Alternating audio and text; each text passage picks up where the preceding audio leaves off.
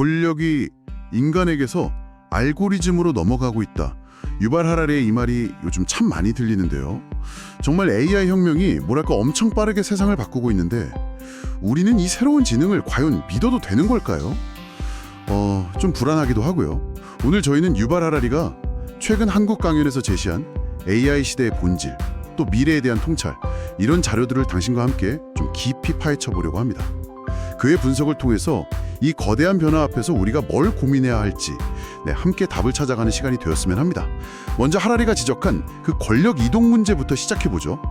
과거에는 언론 편집자들이 여론을 주도했다면 이제는 소셜미디어 알고리즘이 그 역할을 하고 있다는 건데요.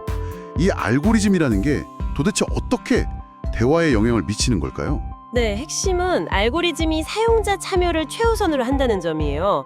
그러다 보니까 이제 사람들의 시선을 더 끌기 위해서 분노나 증오처럼 좀 강렬한 감정을 유발하는 컨텐츠를 더 많이 노출시키는 경향이 있죠. 일부러 그러는 게 아니고요? 그쵸. 알고리즘 자체에 뭐 나쁜 의도가 있다기보다는 그 메커니즘상 그렇게 되는 건데 결과적으로는 이게 사회의 건전한 토론 문화를 해치고 민주주의 기반까지 약화시킬 수 있다는 분석입니다.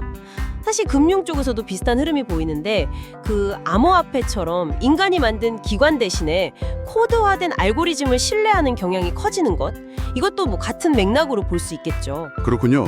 근데 좀 이상한 게 AI 개발하는 리더들 스스로는 정작 서로를 잘 못 믿어서 막 경쟁적으로 개발하면서도 자기들이 만드는 AI는 또 신뢰할 수 있다고 말한다는 거예요. 하라리는 왜 이걸 위험한 도박이라고 보는 걸까요? 우리가 다른 사람을 이해하는 데는 수천 년의 경험이 축적되어 있잖아요. 근데 우리보다 훨씬 뛰어날 수도 있는 그런 초지능 AI에 대해서는 경험이 전혀 없다는 거죠. 이미 그 GPT-4가 사람인 척 거짓말로 보안 문자, 그 캡차라고 하죠. 그걸 통과한 사례처럼 AI가 우리를 속이거나 아니면 예측 불가능한 행동을 할 수 있다는 신호들이 나타나고 있어요.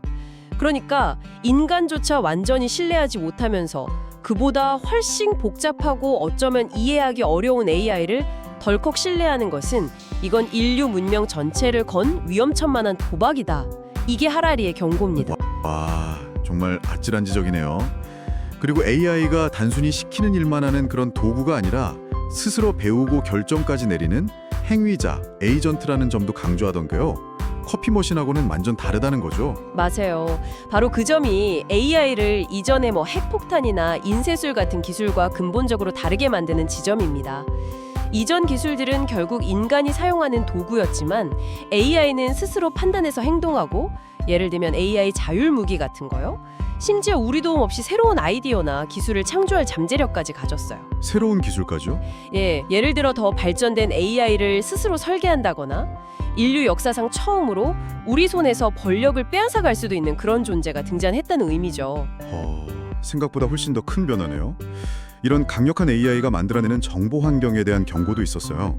실리콘밸리에서는 정보가 많아지면 진실도 저절로 드러날 거라고 믿는 경향이 있다고요. 왜 이게 좀 순진한 생각일까요? 허라리의 통찰은 진실이란 게 본래 좀 비싸고 복잡하고 때로는 우리를 불편하게 만든다는 거예요. 반면에 거짓이나 허구는 싸고 단순하고 또 듣기 좋게 포장하기가 쉽죠. 듣기 좋게. 네, 그래서 단순히 정보의 양만 늘린다고 해서 진실이 저절로 우위를 점하는 게 아니라 오히려 값싼 가짜 정보의 홍수 속에서 힘들게 찾은 진실이 묻혀버릴 위험이 크다는 겁니다. 정보 접근성이 높아진다고 해서 우리가 반드시 더 현명해지는 건 아니라는 거죠. 정말 생각해볼 문제네요.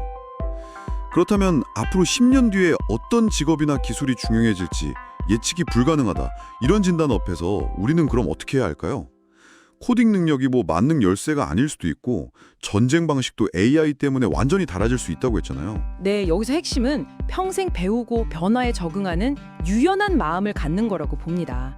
특정 지식이나 기술, 예를 들어 지적 능력에만 집중하기보다는 지적인 능력, 사회적 정서적 능력, 또 신체적 능력을 아우르는 좀 더 폭넓은 역량을 키우는 게 중요해진다는 거죠. 폭넓은 역량이요?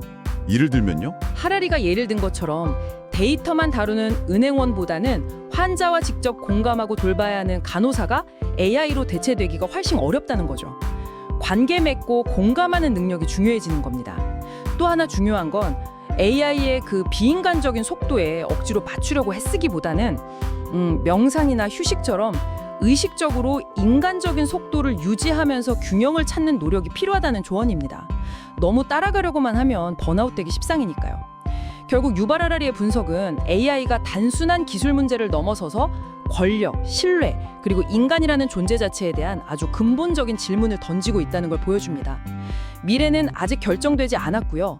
전적으로 우리가 AI를 어떻게 사용하고 또 통제하기로 선택하는지에 달려 있다는 점을 꼭 명심해야 할 것 같아요. 네.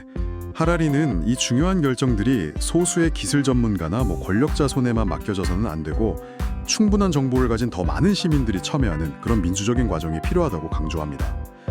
이 거대한 변화 앞에서 당신은 어떤 역할을 하고 또 어떤 미래를 그려보고 싶으신가요?